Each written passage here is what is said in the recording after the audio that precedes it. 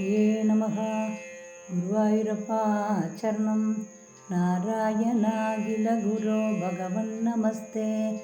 സർവത്ര ഗോവിന്ദനാമ സങ്കീർത്തനം. ഗോവിന്ദ ഗോവിന്ദ. ദശകം 84. குருக்ஷேத்திரம் செல்வது. क्वचित तत्तबनोभरागकाले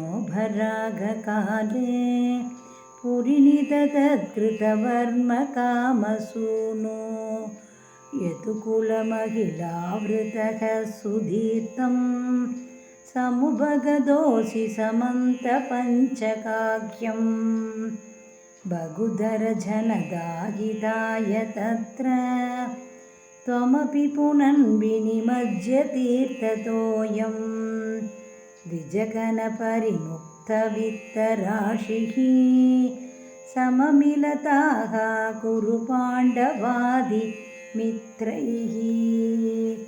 तव खलु तैधा जनैः समेता त्रिपथसुता त्वयि काडभक्तिभारा ददुदित भवदाकृतिप्रकारै अतिमुमुते सममन्यभामिनीभिः तदनु च भगवन्निरीक्ष्य गोपान् अधिकुतुकाद्गुभगम्यमानयित्वा चिरतरविरहादुराङ्कग्रेकाः पशुभवतु सरसं ध्वमन्वयासीः सपदि च भवदीक्षणोत्सवेन प्रमुषितमानहृतां निदम्भिनीनाम् अधिरसपरिमुक्तकञ्चुलीके परिसयहृत्यतरे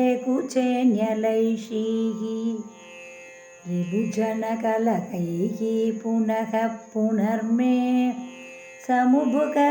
समुभगदैर्यदि विलम्बनाभूत् यदि कृतपरिरम्भने त्वयि द्राक् अतिविवशा खलु राधिका निलिल्ये अभगतविरहव्यदास्तदाताः रगसि विधाय तदात तत्त्वबोधं परमसुखत्सितात्मगोहमात्मेति उतयतु वक्स्फुटमेव चेतसीति सुखरसपरिमिश्रितोऽभियोगः किमपि पुरा भवदुत्तवोपदेशैः समभवदमुतः परन्तु तासां परमसुखैक्यमयी भवद्विचिन्ता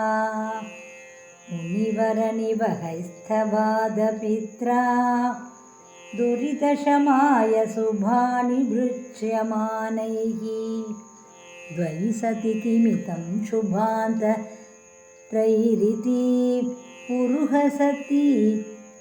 उरुहसि दैरपि याजिदास्तदासौ द्वयि सति किमितं शुभान्तरैरिति उरुहसि तैरपि याजिदस्तदासौ सुमहति यजने विधायमाने प्रमुदितमित्रजने सगैव गोपाः यदुजनमगिदास्त्रिमासमात्रं भवदनुशङ्करसम्पुरेव भेजुः व्यभगमसमये समेत्य राधां दृढमुपगूह्य निरीक्ष्य भीदखेदां प्रमुदितहृदयः पुरं प्रयातः पवनपुरेश्वर पाहि मां गदेभ्यः.